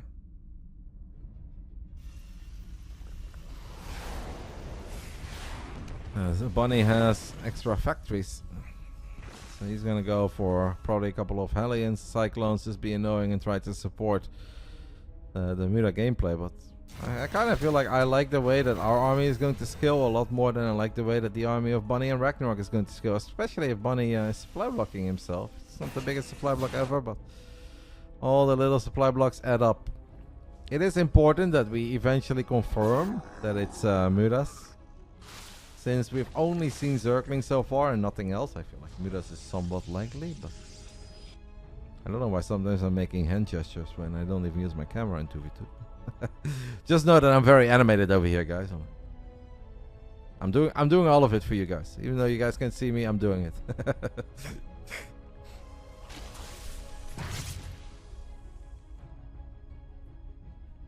Lings might be able to get a cancel on the hatch. We'll take that. Yeah, I'm putting in the effort here. You guys know that meme of like the pandas on the truck, and then there's that one employee who always gives 110% and he's vibing out? That's me. Even when you guys can see me, that's me. Alright, the Mudas of Ragnarok have revealed themselves. We have Stalkers with Blink. We're going to build a Phoenix. We're going to build a second Stargate immediately as well. We will take some damage, and that's obviously not ideal. We'll take a lot of damage. Where is that Blink? That's a good Blink. We'll take that Blink. Okay, we get one Muda in the end. We lost 8 probes. Not perfect, but we can manage. We can survive. Especially because in the end, this is just Mudas, guys. And we have a Stargate. We're building a second Stargate. We can deal with this. We're not in any immediate danger of taking crazy crippling amounts of damage because we got plenty of Stalkers. I don't mind any of this. I really don't mind any of this. Good Stalker movement on the side of Trigger. More Mudas on the way, so it's 14 Mudas in total. 4 of them have gotten picked off so far.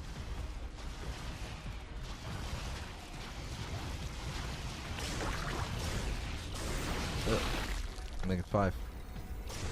But Serral, by the way, already has Hive Tech, so we've got Vipers too. Good luck, have fun microing your Basilisk against Vipers and Stalkers and Phoenix.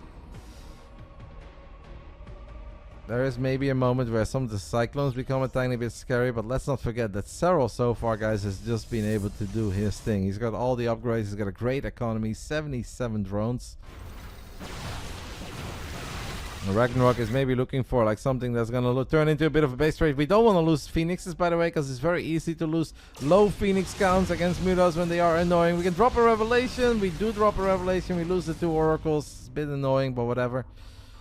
I wonder if it's worth building a Fleet Beacon. I know that Trigger is not that rich, and a Fleet Beacon is a big investment, but we need to deal with this. We need to bring some Stalkers over. We've got Zealots helping out as well. We lose power to 5 gateways. It wasn't an Artosis pylon, but we lost both of the pylons. But the Phoenix count is getting up there, and Serral is going to become really, really powerful here. I think we're okay. It is match point for the guys that are fighting under the banner of Not CJ Entus.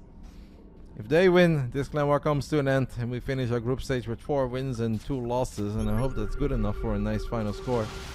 But if we win, we go to an ace match, and we can still go 5-1, and that will always guarantee us a top 2 finish.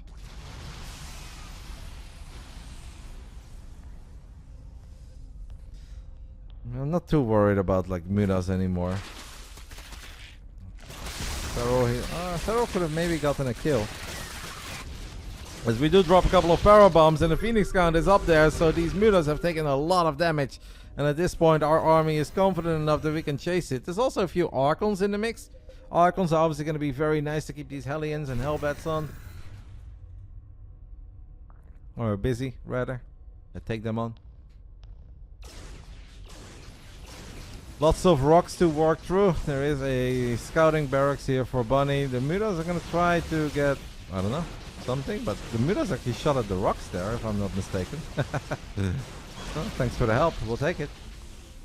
We'll most certainly take it. What does Ragnarok have over here at the bottom? It's a lot of links, but Serral should be able to deal with this, even though he's got a lot of units on the other side of the map. We've got a spine to buy some time. Maybe a warp in somewhere would be nice. How are we going to deal with this? Roaches are going to try to catch up. It's kind of chaos right now, guys. Lots of links. This is an excellent counterattack by Ragnarok. Gotta give it to him.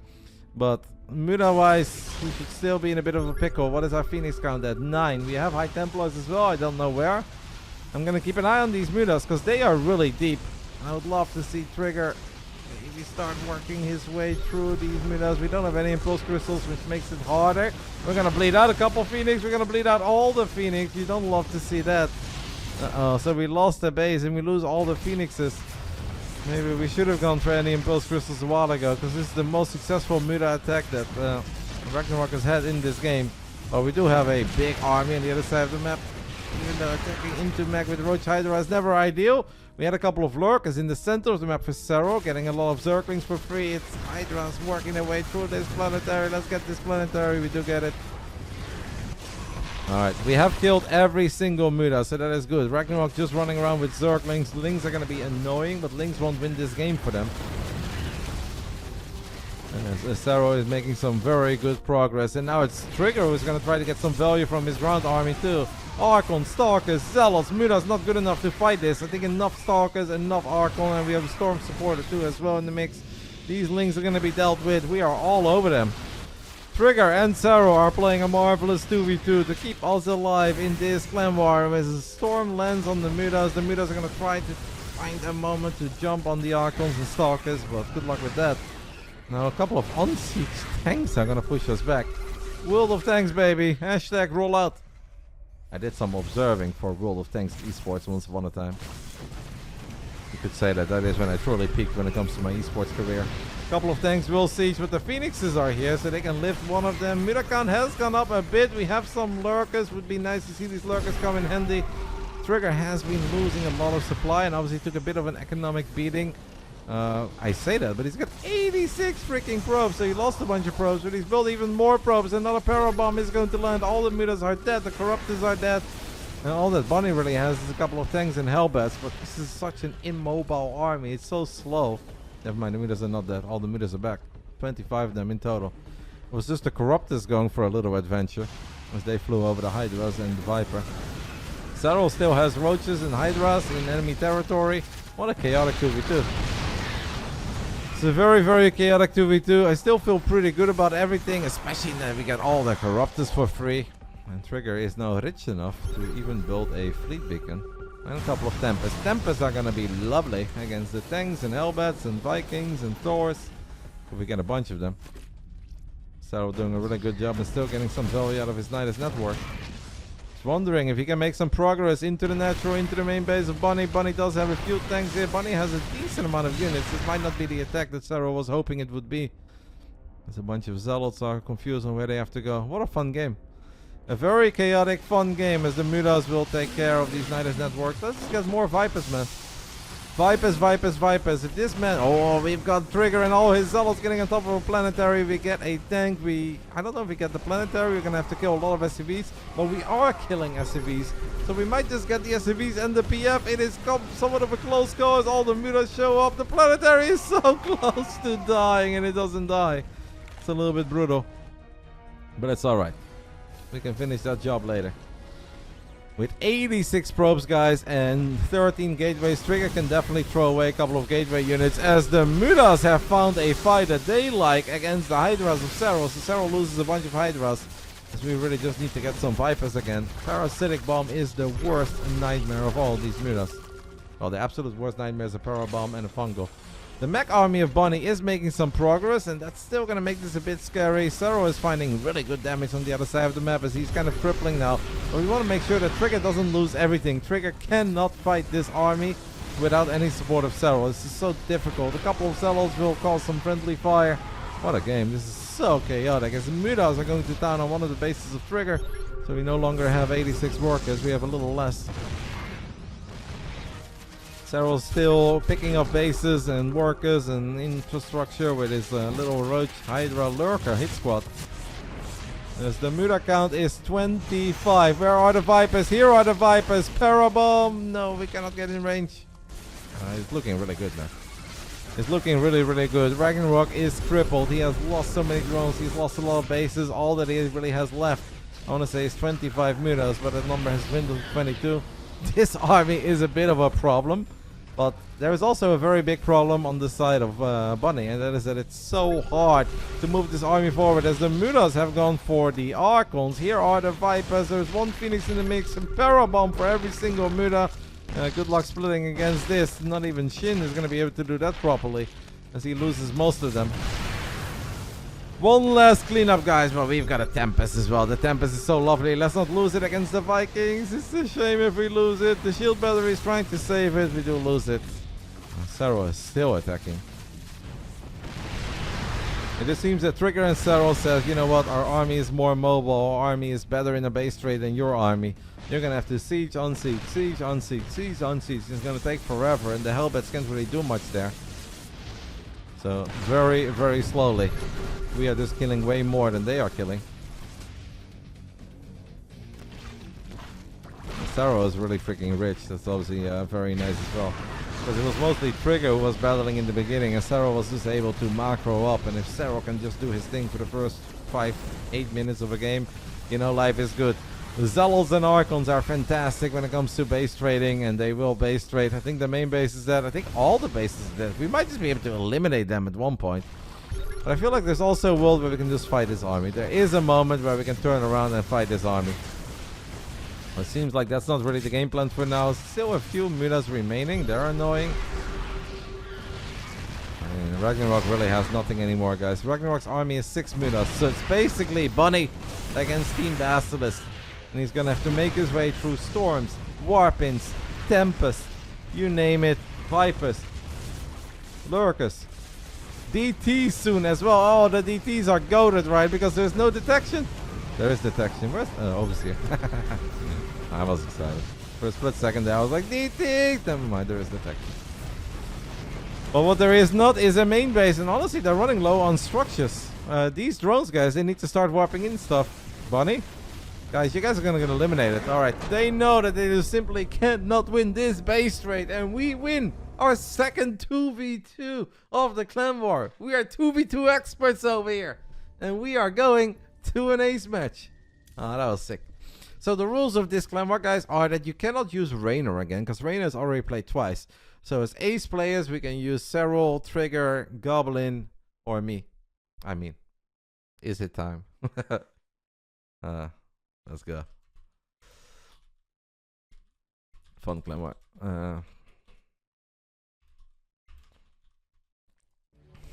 There was a real discussion, but we have decided to go for Serral.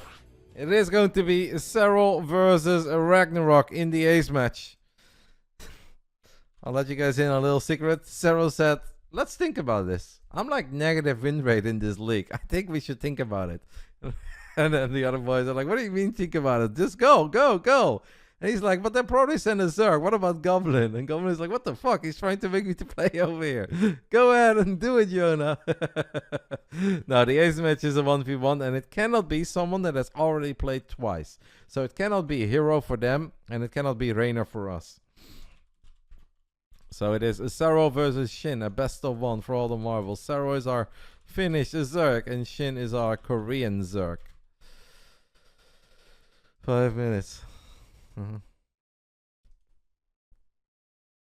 We also had Trigger chip in. Trigger said, honestly, I think we should play Goblin since he did pretty good against Alex. These fucking guys. The vibes are good. The vibes are good. Let's hope Jonah comes in clutch. Here we go, guys. A best of one. If we win, we guarantee ourselves a top 2 finish in the group stage. If we lose, I think we're still going to be playoffs at this point. I want to say that's almost guaranteed, but we would probably start in the lower bracket. So here we go. Score is 3-3. This really has been a 10 out of 10 Clan War. I've enjoyed it. I hope Wardi has enjoyed it. Clem has been playing in a lot of things, but not in the WardiTV Team League. No. Clem has played in everything else, but not in that one. Final round. Fight! Final round to White a Rabbit. A best of one to determine the winner of this epic battle. Bottom left side representing Not CJ Entus. We're looking at the main base of our Korean Zerg. It is Ragnarok. And in the top right side, we're looking at the main base of the man who said that we should really think about it. It can't just be him. Like, we have to go over the options. We have to think of what they can do and what we can do. And I told him, Jonah, I've thought about it. I think we should go with Jonah. Here he is, representing Basilisk. It is Serral. All the boys are also talking about the amount of game time that they've had. They're keeping score. They're keeping track. The first time I announced 2 lineups, Serral said, whoa, that's a serious amount of performance time you're asking from me. And then when I announced the lineups for today, Reynor said, whoa, that's a lot of performance time you're asking of me. But we're having fun. We're having a good time. And obviously very, very excited for the playoffs. Let's hope we get there. I know if we win this, we start in the upper bracket. And that is great. Especially seeing like how difficult it is. It really is not a walk in the park this time around. These best of ones make it tricky. The format with the double 2v2 can make it a bit tricky. So it'd be nice to start in the upper bracket for sure. Second is EVZ for Ragnarok. Earlier he went gasless with a hatchery as part of the wall-off. You know, the funny thing is, guys, what I'm already feeling right now what's going to happen is that Ragnarok is showing the same thing as what he did against Reynor, but he's going to do the complete opposite. Instead of this being a lair attack with roaches and +1 missile attacks, I think this time he's going to try to, pardon my French, close your eyes if you're sensitive for a bad word or two, but I think he's going to all in the ever-living shit out of Serral here with like a gazillion Zerglings or something like that. He's going to make it look like it's the same thing as he did against Reynor, but it's actually going to be completely different.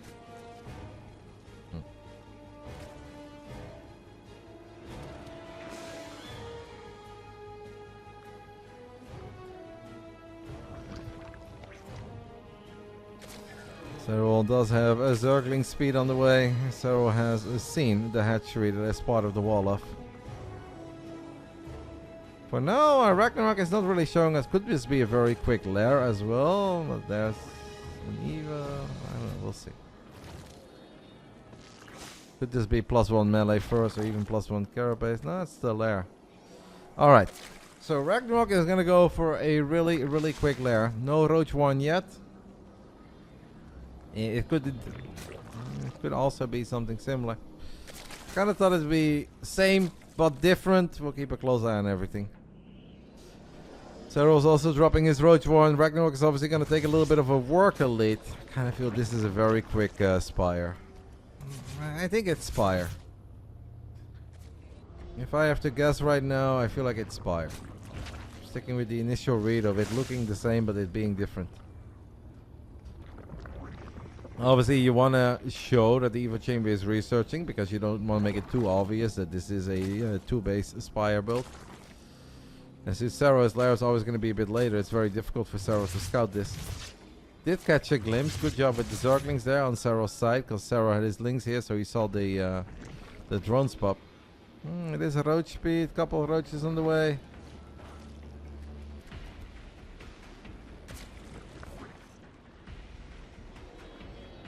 Double Evo chamber.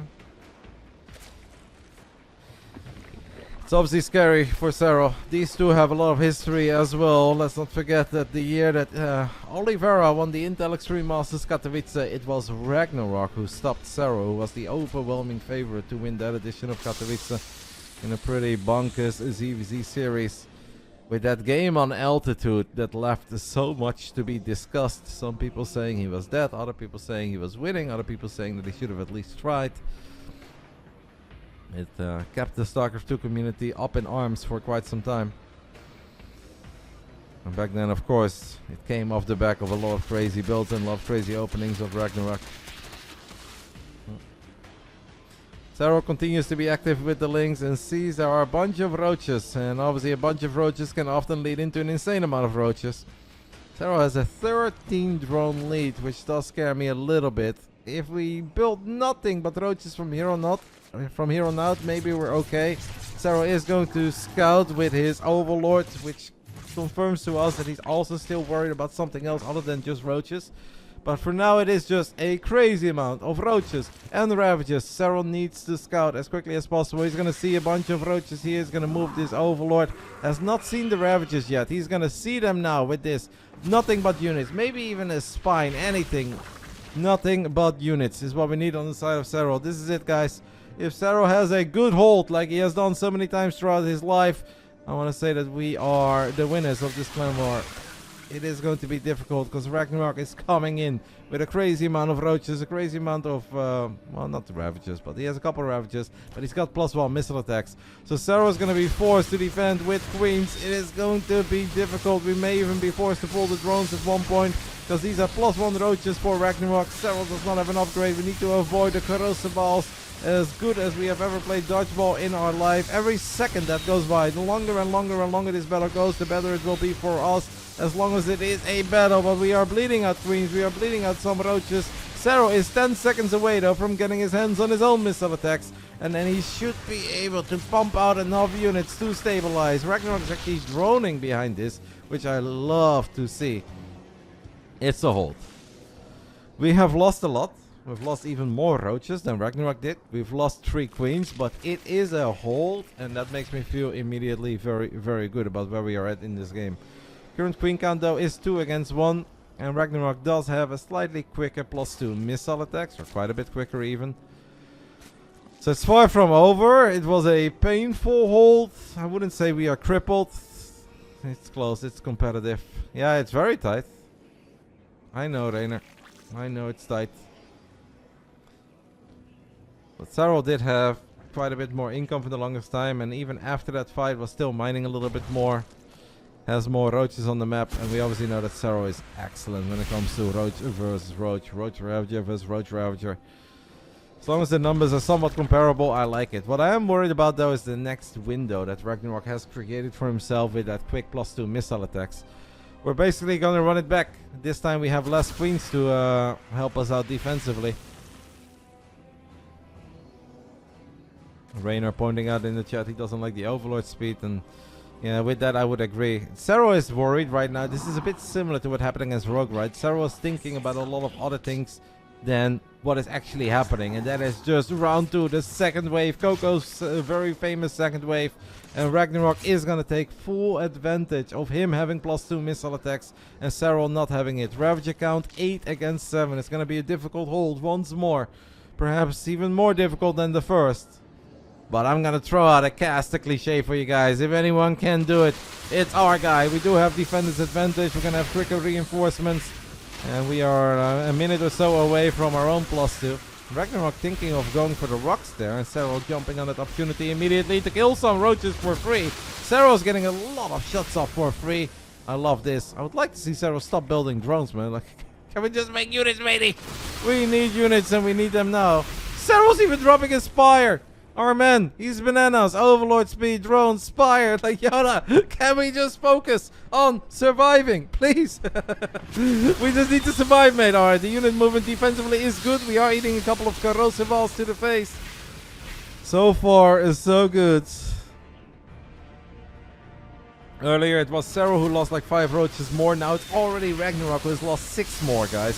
So it's been a 9 roach swing in favor of us. We are still down 1 attack upgrade, but Serral seems to like what he sees. A couple of the Ravages are very exposed on the top side, but we are also getting on top of the Ravages of Ragnarok. It is still dangerously close though, as I do feel that Jonah got a tiny bit carried away with the drones, with the extractor, with the spire. But if we hold, as we now do have our own +2 missile attacks, we are obviously loving life with that spire. Whew. Well, it was tight. It was really tight. It got even tighter, but I feel really damn good about it now. Man, this is going down as one of my most favorite clan wars that I've covered in Starcraft 2. It's just been so fun, so competitive, so unpredictable, and back and forth from the very beginning. The narrative has been perfect. But Serral has done Serral things. We have weathered the storm. We get a scout off. We see no spire. We see no RotterdaM. And that means that we can get some Mudas out. And Mudas versus a man who's got 2 queens, no spores, no hydras, no infestors, no vipers. Pretty good. You know, I've seen worse things. I'm gonna go ahead and follow Ragnarok, his camera, his point of view for a little bit. Now he sees the Mudas and I wonder what the hell he thinks. He's like, oh, that's bad. Our forces are under attack. What do we do? Okay, it seems like Ragnarok's game plan is just to max out Roach Ravager, pretend that these Mudas are not there, and try to completely overrun Serral on the ground. But that's not gonna happen. Serral still has 43 roaches, has a Ravager, has an even economy, and Serral's got constant free DPS from these Mudas. The spire was risky and it felt a little crazy and it made us worried. But it is now the game-winning spire, most certainly, as this is a wrap. GG gets called. We improved to 5-1. I say we, it's mostly the boys, you know. I was just here, mental support. Basilisk, I am a member of Basilisk. 5-1, and we will start in the playoffs, upper bracket of the WardiTV Team League Season 10. Holy hell, what a roller coaster this was. The first 2 clan wars were a proper walk in the park. The third one, blood, sweat, and tears. But let's go. Whew. That was a very big relief. GG's, guys. What an adventure today. What an adventure. That was big. Most certainly. Serral saying that's what we like. That was awesome. Really well done, guys.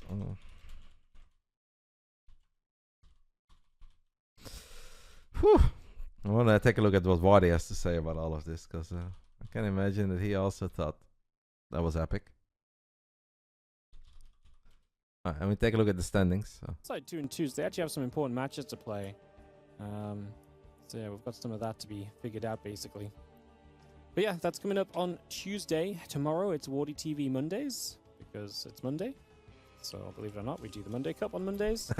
So I'll see you guys for WardiTV Mondays tomorrow. I'm going to head out, guys. I hope you guys have a great day. Thank you so much for watching. Appreciate you all. I'll see you guys tomorrow for more stock. Take care, Wardi. Thank you for putting the league together and allowing us to compete as a team, which is super fun. Take a look at everything. All right, so we're in green. This, you know, starting a team league, people obviously often think like, oh, Basilisk first, second, whatever. It's kind of a given. Let's not forget that we started our journey 0-3, and it was Goblin coming in clutch, keeping us alive and giving us a W over the Stony Balls. And then obviously on Friday we had a bit of a glitch in the Matrix, as things just did not go well against no Ace Jinner. And since the 4 teams were kind of beating each other at the top, like if we would have lost to these guys, we really would have been in serious trouble.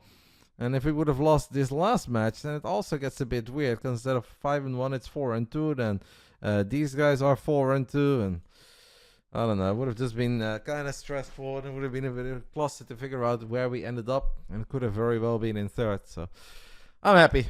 I'm very happy with this. Do we have a date yet for the playoffs, guys? Do we know when the playoffs start? Take another look at this. Don't think it's quite been announced yet, but it's cool. If you guys want to take a look at all the lineups of all the teams, I really recommend this page for y'all. You can just go ahead and scroll up, and then you can take a look at all the rosters of the teams that are participating, and obviously the rosters of the teams that are going to make it into the playoffs. Some teams are always a team, like Team Liquid, and some teams are kind of formed just for this clan war to compete with each other, have some fun, like the old war machines. We had Bunkers, we had Exaritas. The German team is obviously very strong with Hero Marine Showtime and Classic, the 3 Musketeers. I kind of felt they should have put Musti on the team as well. Just, you know, he should have been there. He could have helped out adminning or casting or streaming for the German audience, since I don't think Naruto is doing it. I feel like they should have put Musti on the squad. Thank you, by the way, Drexia808 for the 1,000 biddies. I really appreciate it, mate. Much love. Man, what a... You cast it in German for them. Yeah, you should have been on the roster, matey. You should have been on the roster. Whew.